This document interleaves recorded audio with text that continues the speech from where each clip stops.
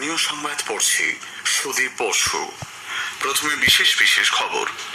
লোকসভা নির্বাচনের পঞ্চম দফায় রাজ্যের 7 আসনে আগামীকালের ভোট গ্রহণের জন্য চূড়ান্ত পর্যায়ে প্রস্তুতি চলেছে। অবাধ ও সুষ্ঠু নির্বাচন সুনিশ্চিত করতে মোতায়েন থাকবে 650 কোম্পানি কেন্দ্রীয় বাহিনী। জমে উঠেছে পরবর্তী দফাগুলির জন্য ভোট প্রচার। রাজ্যে আজ ফের প্রচারে শীর্ষ বিজেপি নেতা প্রধানমন্ত্রী নরেন্দ্র মোদী। জোরদার প্রচার চালাচ্ছেন তৃণমূল কংগ্রেস প্রধান মুখ্যমন্ত্রী মমতা ব্যানার্জি ও বাম কংগ্রেস নেতারা। পূর্ব মেদিনীপুরের ময়নার বাগচাই বিজেপি নেতা বিজয় কৃষ্ণ ভূঁইয়া খুনের তদন্ত শুরু করেছে এনআইএ। রাজ্যের বেশিরভাগ জেলাতেই আজ থেকে বজ্র বিদ্যুৎ সহ বৃষ্টির পূর্বাভাস আবহাওয়া দপ্তরের। আইপিএল ক্রিকেটের লিগ পর্বের শেষ ম্যাচে কলকাতা নাইট রাইডার্স আজ রাজস্থান রয়্যালসের মুখোমুখি হচ্ছে। আজ বিস্তারিত খবরে। লোকসভা নির্বাচনের পঞ্চম দফায় আগামীকাল ভোট গ্রহণ। এর জন্য শেষ পর্যায়ে প্রস্তুতি চলেছে। এই দফায় রাজ্যের 7টি সহ দেশের 49টি আসনে ভোট নেওয়া হবে। রাজ্যের 7টি আসন বনগাঁ, ব্যারাকপুর, হাওড়া, উলুবেড়িয়া, হুগলি, শ্রীরামপুর ও আরামবাগে ভোট গ্রহণ শুরু হবে সকাল 7টায়, চলবে সন্ধ্যে 6টা পর্যন্ত। ভোটকর্মীরা সংশ্লিষ্ট ডিসিআরসি কেন্দ্র থেকে প্রয়োজনীয় সরঞ্জাম নিয়ে আজই বিভিন্ন ভোট গ্রহণ কেন্দ্রে পৌঁছে যাবেন। এই পর্বে মোট প্রার্থী রয়েছেন 88 জন, এর মধ্যে 14 জন মহিলা। 1,25,00,000-এরও বেশি ভোটদাতা তাদের ভোটাধিকার প্রয়োগ করবেন। পঞ্চম দফার ভোটে বুথ রয়েছে 13,481টি, এর মধ্যে 7,711টি ক্রিটিক্যাল বা সংকটপ্রবণ। মহিলা পরিচালিত বুথের সংখ্যা 1,460। 2টি বুথ পরিচালনার দায়িত্বে বিশেষভাবে সক্ষম ব্যক্তিরা। মডেল বুথের সংখ্যা 93। অবাধ ও সুষ্ঠু নির্বাচন সুনিশ্চিত করতে 650 কোম্পানি কেন্দ্রীয় বাহিনী মোতায়েন থাকছে। বুথের নিরাপত্তায় থাকবে 613 কোম্পানি কেন্দ্রীয় বাহিনী। এর পাশাপাশি থাকছে 25,000-এর বেশি রাজ্য পুলিশ।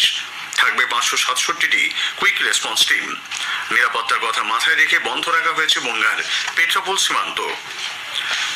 লোকসভা নির্বাচনের পরবর্তী দফাগুলির জন্য প্রচারাভিযান জমে উঠেছে। শীর্ষ বিজেপি নেতা প্রধানমন্ত্রী নরেন্দ্র মোদী ভোটের প্রচারে আজ ফের রাজ্যে আসছেন। দলীয় সূত্রে জানা গেছে, মেদিনীপুর, পুরুলিয়া ও বাঁকুড়ার বিষ্ণুপুর লোকসভা কেন্দ্রে জনসভা করবেন তিনি। পুরুলিয়ার গ্যাঙ্গাড়ার মাঠে দলীয় প্রার্থীর সমর্থনে জনসভার পর শ্রী মোদী বাঁকুড়ার নিকুঞ্জপুরে, বিষ্ণুপুর ও বাঁকুড়া 2 লোকসভা কেন্দ্রে দলীয় প্রার্থীদের সমর্থনে জনসভায় অংশ নেবেন। এরপর যাবেন মেদিনীপুর। দলের মুখপাত্র সমীর ভট্টাচার্য গতকাল জানিয়েছেন যে অসমের মুখ্যমন্ত্রী হেমন্ত বিশ্ব শর্মা উত্তর 24 পরগনার বারাসাত, বসিরহাট ও উত্তর দমদমে আজ দলীয় প্রার্থীদের হয়ে প্রচারে অংশ নেবেন। ত্রিপুরার মুখ্যমন্ত্রী মানিক সাহাও দক্ষিণ 24 পরগনার মথুরাপুর ও পাথর প্রতিমায় জনসভা করবেন। তৃণমূল কংগ্রেস নেত্রী মুখ্যমন্ত্রী মমতা ব্যানার্জি আজ বাঁকুড়া শহরে একটি রোড শোতে অংশ নেবেন। দলীয় প্রার্থী সমর্থনে মুখ্যমন্ত্রী কলেজ রোড থেকে লালবাজার মোড় পর্যন্ত রোড শো করবেন। পুরুলিয়া শহরেও তৃণমূল নেত্রীর একটি পদযাত্রায় অংশ নেবার কথা। পুরুলিয়ার ভিক্টোরিয়া স্কুল মোড় থেকে পদযাত্রা শুরু হয়ে ডাকবাংলো মোড় পর্যন্ত যাবে। বাঁকুড়া, পুরুলিয়ায় একই দিনে প্রধানমন্ত্রী ও মুখ্যমন্ত্রীর প্রচারকে কেন্দ্র করে জোরদার নিরাপত্তার বন্দোবস্ত করা হয়েছে। গতকাল হুগলির কামারপুকুরে ও বাঁকুড়ার বিষ্ণুপুরে দলীয় প্রার্থীদের সমর্থনে মুখ্যমন্ত্রী জনসভা করেছেন। 2টি সভা থেকেই তিনি কেন্দ্রীয় সরকারের তীব্র সমালোচনা করেন। নরেন্দ্র মোদী সরকার ফের ক্ষমতা এলে সংবিধান বিপন্ন হবে, মানুষের অধিকার হরণ করা হবে বলে মুখ্যমন্ত্রী মন্তব্য করেছেন।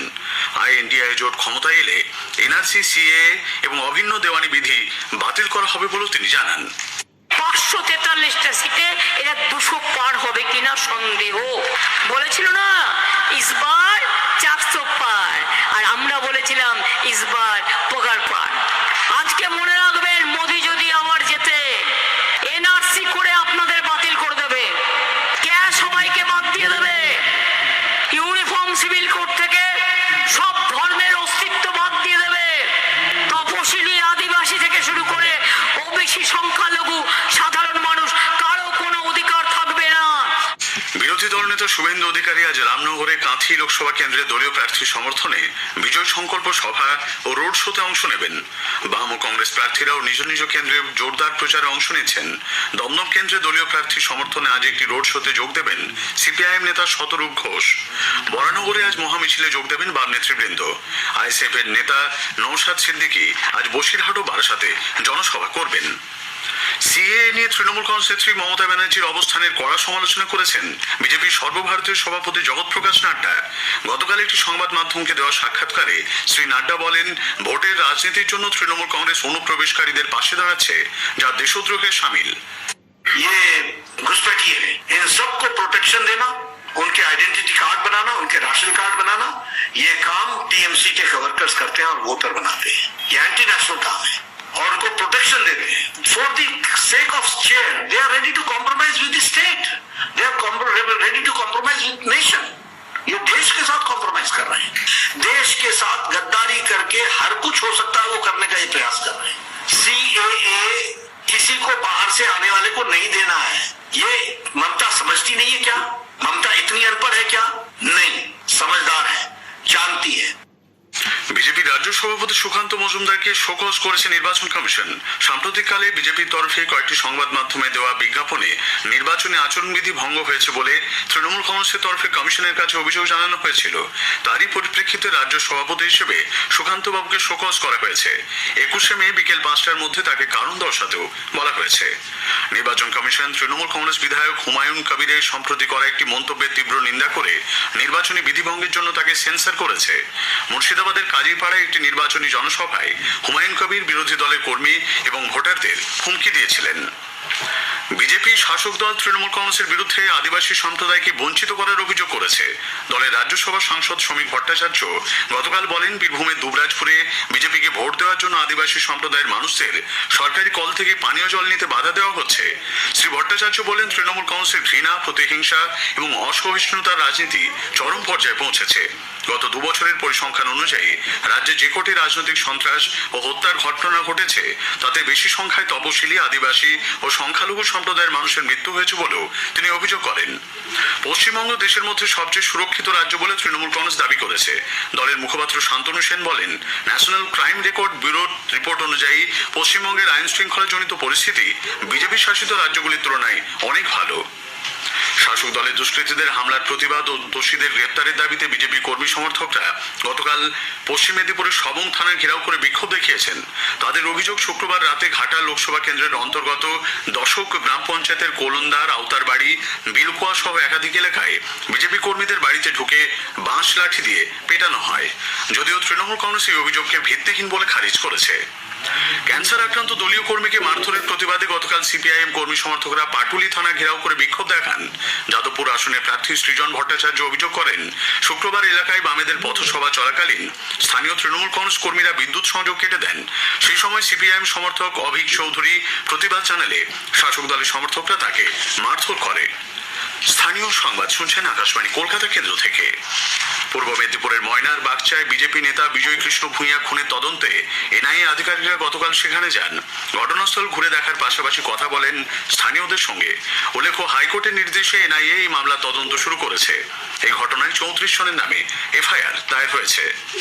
ভোটের আগে পূর্ব মেদিনীপুর জেলার এগরা 1 নম্বর ব্লকের খাদিকুলে প্রচুর পরিমাণ অবৈধ বারুদ উদ্ধারকে কেন্দ্র করে উত্তেজনা ছড়িয়েছে। গতকাল দুপুরে এলাকাবাসী জঙ্গলে বড় হাঁড়িতে রাখা বারুদ দেখতে পেয়ে এগরা থানায় খবর দেয়। বিশাল পুলিশ বাহিনী সেখানে পৌঁছলে পুলিশকে ঘিরে বিক্ষোভ দেখান স্থানীয়রা। উল্লেখ্য, গত বছর 16ই মে খাদিকুলে অবৈধ বাজি কারখানায় বিস্ফোরণে 11 জনের মৃত্যু হয়। সিকিম যাওয়ার পথে দুর্ঘটনায় গতকাল এক বাঙালি পর্যটকের মৃত্যু হয়েছে। গতকাল শিলিগুড়ি থেকে গ্যাংটক যাওয়ার পথে সিংতামের কাছে পর্যটকবাহী একটি ট্যাক্সি রানীখোলা নদীতে পড়ে যায়। ঘটনাস্থলে কলকাতার বাসিন্দা বছর 72-এর রবীন্দ্রনাথ পালের মৃত্যু হয়। মারা গেছেন ট্যাক্সি চালকও। আহত 4 পর্যটককে উদ্ধার করে হাসপাতালে পাঠানো হয়েছে। গরম ও অস্বস্তি কাটিয়ে দক্ষিণ ও উত্তরবঙ্গের বেশিরভাগ জেলাতেই বৃষ্টির পূর্বাভাস দিয়েছে আবহাওয়া দপ্তর। আগামীকাল হালকা থেকে মাঝারি বৃষ্টির সঙ্গে ঘন্টায় 30 থেকে 40 কিলোমিটার বেগে ঝোড়ো হাওয়া বয়ে যাওয়ার সম্ভাবনা। আবহাওয়া দপ্তরের পূর্বাঞ্চলীয় প্রধান সোমনাথ দত্ত আকাশবাণীকে জানালেন, 19 তারিখে সাউথ বেঙ্গলে পুরুলিয়া, ঝাড়গ্রাম, হাওড়া, হুগলি এবং কলকাতা এই কয়েকটি জেলা বাদ দিয়ে অন্য জেলাগুলিতে আইসোলেটেড রেনফল হওয়ার সম্ভাবনা আছে। নর্থ বেঙ্গলের 5টি ডিস্ট্রিক্টেই হেভি রেনফলের সতর্কবার্তা দেওয়া আছে। 20 তারিখে সাউথ বেঙ্গলের সব ডিস্ট্রিক্টে ফেয়ারলি ওয়াইড স্প্রেড রেনফলের সম্ভাবনা আছে। 21 তারিখে এগেন সাউথ বেঙ্গলের সব ডিস্ট্রিক্টে ফেয়ারলি ওয়াইড স্প্রেড রেনফলের সম্ভাবনা আছে। 22 তারিখে ওয়েস্ট বেঙ্গলের সব ডিস্ট্রিক্টেই আপনার স্ক্যাটার রেনফল হওয়ার সম্ভাবনা আছে। রাজ্যে স্কুল ছুট শিশুদের শিক্ষাঙ্গনে ফেরাতে সমগ্র শিক্ষা মিশন কর্মসূচির আওতায় বিশেষ উদ্যোগ নেওয়া হচ্ছে।